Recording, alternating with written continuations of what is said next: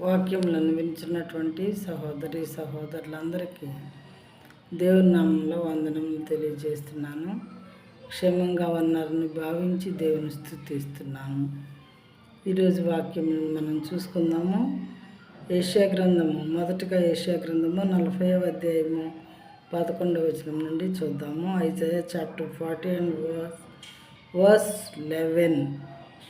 He will tend his flock like a shepherd. He will gather the lambs in his arms.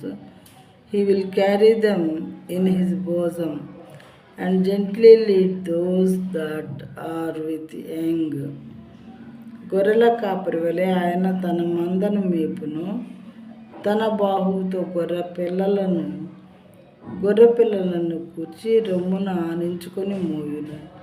పాలిచ్చు వాటిని ఆయన మెల్లగా నడిపించును.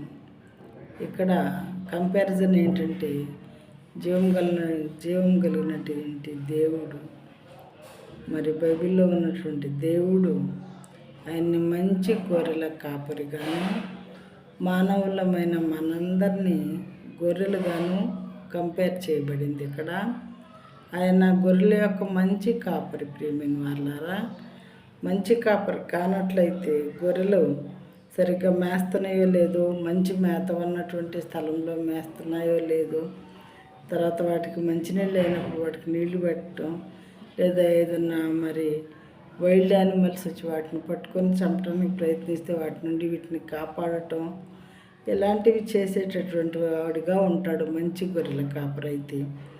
మరి మంచివాడు కానట్లయితే మరి వాటిని పట్టించుకోకుండా ఏదో అలా వదిలేసి మళ్ళీ సాయంత్రం తీసుకొచ్చేవాడుగా ఉంటాడనమాట. దేవుడైతే మంచి గొర్రెల కాపరిగా ఉండి మనల్ని కాచి కాపాడుతూ ఉన్నారు. ప్రియమైన వాళ్ళారా, తన బాహువుతో గొర్రె పిల్లలను కూర్చి రొమ్మును ఆనించుకొని మోయును.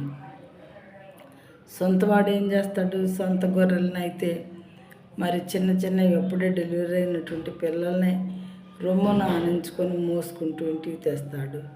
చిన్నవైతేనేమో పాలిచ్చు వాటిని ఆయన మెల్లగా నడిపించను.